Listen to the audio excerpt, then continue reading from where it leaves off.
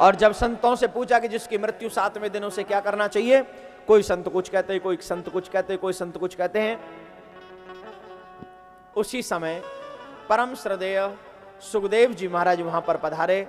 सुंदर घुंघराले केस जिनके कंधे पर है, नार कंधे पर है, मस्तिष्क पर सुंदर तेज विराजमान है। ऐसे लगता है जैसे दूसरा सूर्य प्रकट हो गया हो। और जब देखा सबने परम श्रद्धेय सुखदेव जी महाराज पधारे हैं तो सब खड़े हो गए और सबने खड़े होकर सुखदेव जी महाराज का स्वागत किया है, सत्कार किया है और हाथ जोड़कर सबने प्रणाम किया है। राजा ने साष्टांग प्रणाम किया और प्रणाम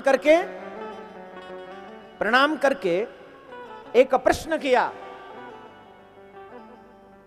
हे मुनि श्रेष्ठ, अथ पृच्छामि संसिद्धिं योगिनां परमं गुरुं पुरुषस्य यत् कार्यं म्रियमाणस्य सर्वथा। जिसकी मृत्यु 7वें दिन हो उस जीव को क्या करना चाहिए? जिसकी मृत्यु 7वें दिन है ऐसे जीव को क्या करना चाहिए मुनि श्रेष्ठ? आप ही जरा बताइए। यत् श्रोतभ्यम अथो जप्यम यत् कर्तव्यम नभि प्रभु।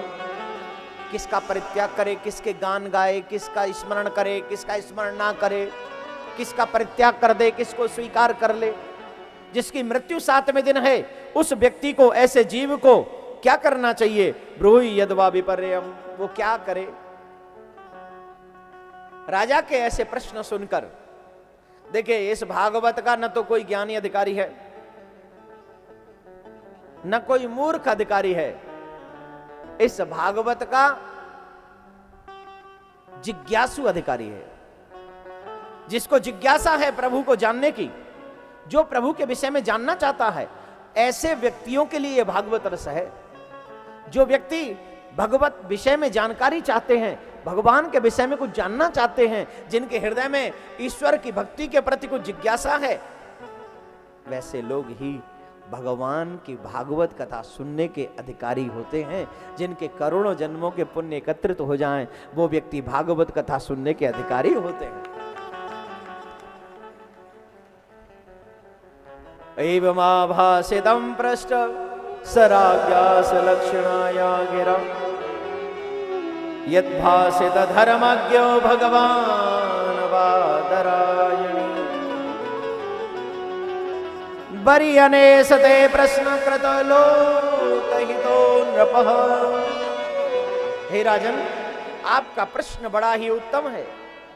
प्रश्न है, जिस व्यक्ति की मृत्यु 7वें दिन हो उसे क्या करना चाहिए? और यह प्रश्न अकेले राजा का नहीं है। आप अपनी अपनी आत्मा से पूछिए, क्या यह प्रश्न हमारा नहीं है? जानिए अपने आप से, क्या यह प्रश्न हमारा नहीं? अभी हम अपने आप को जान नहीं पाए, ईश्वर को जानने की कोशिश कर रहे हैं। अपने आप को जाना है। आए हैं कहां से, जाएंगे कहां? ए बंदे तू बता दे, तेरी मंजिल है कहां से आए, कहां जाएंगे, मंजिल क्या है? कुछ मालूम है? नहीं मालूम। नहीं मालूम तो कुछ तो मालूम करना पड़ेगा। अपने आप को पहचानते हुए अपने प्रति जिज्ञासा बनाओ, फिर गोविंद को पहचानने के लिए गोविंद के प्रति जिज्ञासा बनाओ, और फिर प्रश्न हो कि जिसकी मृत्यु निश्चित है उसे क्या करना चाहिए। और मृत्यु तो सबकी सत्य है। मृत्यु प्राणी नाम ध्रुव, ध्रुव सत्य है मृत्यु। जिसने जन्म लिया उसे मरना पड़ेगा। राजा का प्रश्न यही, जिसकी मृत्यु 7वें दिन है उसे क्या करना चाहिए। तब परम श्रद्धेय वैराग्य के चक्र चूड़ामणि श्रद्धेय सुखदेव जी महाराज कहते हैं, हे राजन, ये प्रश्न तुम्हारा ही नहीं, तुमने ये प्रश्न जग के कल्याण के लिए किया। ये पूरे भारतवासियों के लिए नहीं, मानव जाति के लिए प्रश्न है। और जो ये प्रश्न है बड़ा ही उत्तम है, जन कल्याण के लिए है, जग कल्याण के लिए। तब मेरे प्रभु श्रद्धेय सुखदेव जी महाराज इस कहते हैं कि राजन, जिसकी मृत्यु निश्चित है उसको भगवान के चरणों में सच्ची श्रद्धा के साथ श्रीमद् भागवत कथा का श्रवण करना चाहिए। है मेरे भाई, जन्म जन्म से भटक रहा हूं, अभी भी भटक रहे हैं।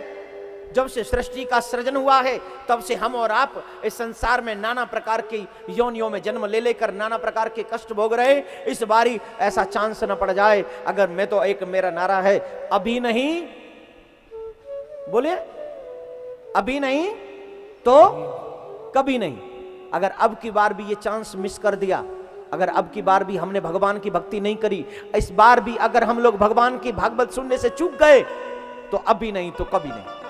ये 7 दिन ऐसे हैं, ये 7 दिन हमको मुक्ति प्रदान करते हैं।